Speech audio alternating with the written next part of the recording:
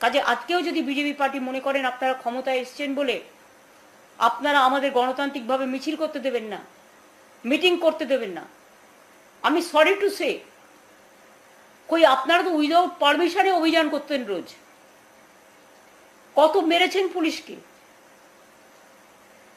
কত অভিযান করেছেন, তবুও আপনাদের বিরুদ্ধে আমরা কিন্তু কোনো অ্যাকশন নিইনি, কারণ রাজনৈতিক দল বলে আমরা গণতান্ত্রিক সৌজন্য দেখিয়েছি। 2011 আমরা জেতার পরে রবীন্দ্রসঙ্গীত বাজিয়েছি, নজরুল গীতে বাজিয়েছি। সুব্রত তো আমাকে একটা ভালো কথা বলেছিলেন, এরাই কিন্তু একদিন দেখবি অন্য দল করবে এবং এরাই কিন্তু দেখবি হেডেক হবে, তোর উচিত ছিল রেশনিং করে ওদের পেটানো। আমি বললাম না সুব্রত, এসব বলেন না, আমরা শান্তি চাই, আমরা শান্তি, মানবতার পক্ষে, শান্তির পক্ষে, ধর্মনিরপেক্ষতার পক্ষে, সম্প্রীতির পক্ষে, সংহতির পক্ষে। এবং তার রুকবানুর রহমান থেকে শুরু করে, ভিখারি পাসওয়ান থেকে শুরু করে, রিজনানুর রহমান থেকে শুরু করে, ভিখারি পাসওয়ান থেকে শুরু করে, আমরা কখনো ধর্ম বর্ণ জাতি দেখিনি, আমরা ছুটে গেছি।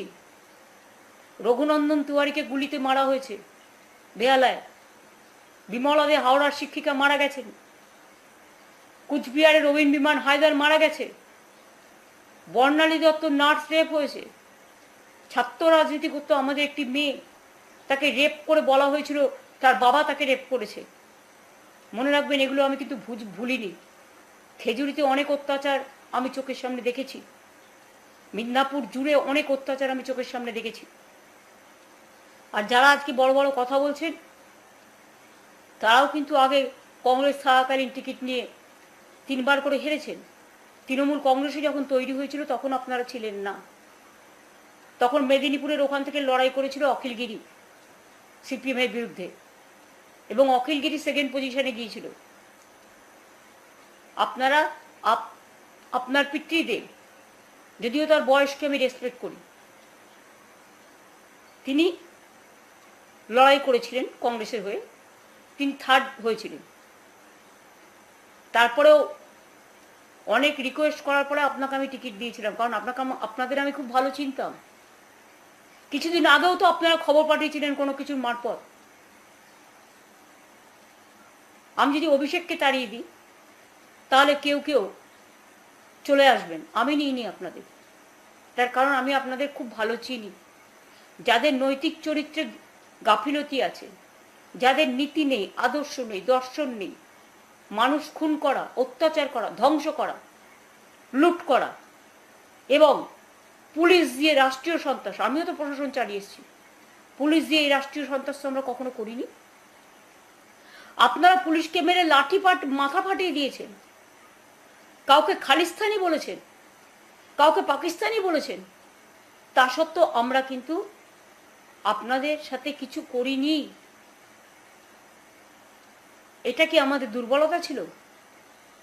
তাহলে আজকে যা করছেন, আপনারা কি ভাবেন যে চিরকাল দিল্লির ক্ষমতা নিয়ে, আজকে যে ক্ষমতা আপনি এনজয় করছেন, দিল্লির লিডারদের ক্ষমতা নিয়ে যে পাওয়ার দেখাচ্ছেন, আমার সমস্ত কর্মীদের মারছেন, অত্যাচার করছেন, বাইরে পার্টি অফিস থেকে বের করে নিয়ে এসে আপনারা খোকনকে বেড়েঘাটা কনস্টিটিউয়েন্সিতে মারলেন, মারতে মারতে তাকে অজ্ঞান করে দিলেন। এখনো পর্যন্ত আমার 12 জন মারা গেছে। একজন কাউন্সিলরের কাছে আমি শুনেছি আপনারা টাকা চেয়েছিলেন, সে দিতে পারেনি, সে আত্মহত্যা করেছে, নোটটা পর্যন্ত লিখে যেতে পারেনি ভয়ে, কারণ তার পরিবারকে কে দেখবে সেই ভয়ে। বেহালাতে একটি মেয়ে রেপ হয়েছে, কই আজকে তো রাস্তায় কেউ নামছেন না, কেউ প্রতিবাদ করছেন না। নিশ্চয়ই কোনো ঘটনা ঘটলে সেটা অন্যায়, কিন্তু আজকে কেন মুখ বুজে আছেন সকলে, চুপ করে কেন আছেন? শুনুন, যারা অন্যায় করেছে তারাই কিন্তু আজকে গদ্দারিটা বেশি করছে। পার্টি কোনোদিন কারো কাছে পয়সা করে নেয়নি। কিছু বেনজোয়াল ক্ষমতায় যারাই থাকে ঢুকে যায় এবং তারা সুযোগটা নেয়, আবার যখন অন্য রাজনৈতিক দল ক্ষমতায় আসে তখন সেখানে তারা চলে যায়। যারা ভাবছেন এরা তাদের অ্যাসেট, তারা কিন্তু অ্যাসেট নয়। ওরা আমাদের দল থেকে চলে গেছে, আমরা বেঁচে গেছি, কারণ দলটাকে আমরা নতুন করে তৈরি করব যাতে এই ধরনের লোক আর না আসে। আর আমি সারা জীবন বলে এসেছি, তৃণমূলটা নেতাদের জন্য নয়, কর্মীদের জন্য। আমার কর্মীরা সাথে থাকলেই হবে। নেতারা ভয় পায়, কর্মীরা ভয় পায় না।